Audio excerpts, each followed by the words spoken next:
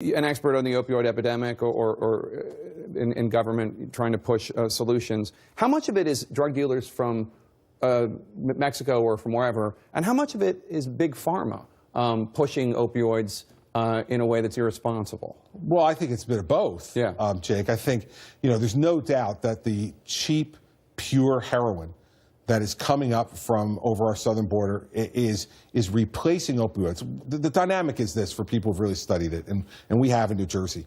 4 out of every 5 heroin addicts start on prescription opioids. 4 out of 5. Right. They get a prescription from the doctor, they hurt themselves, they have some sort of pain. And they get addicted almost immediately. The people who have an addictive personality or an addictive disorder, they get addicted almost immediately. But then they can't get the opioids, or they're too expensive.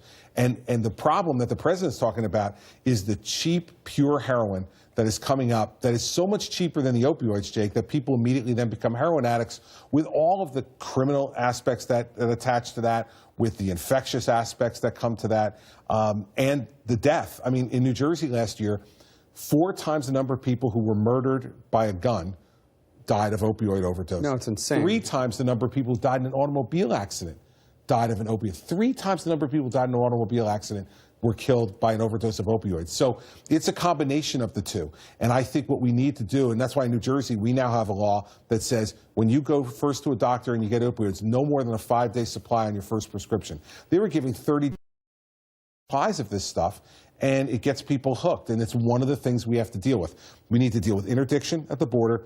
We need to deal with much better education of our kids. We're back in the 70s in education in terms of the mode. They make pamphlets at the Department of Education.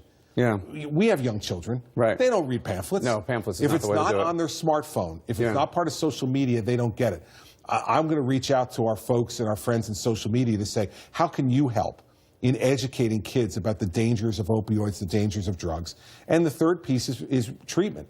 We need to make treatment less stigmatized and more broadly available. And the step-down program, so people can get off the prescription painkillers instead of going into heroin. Sometimes it's medication-assisted treatment as well, Jake. That's really important. You'll come back and talk more about the opioid epidemic, I hope, because we want to cover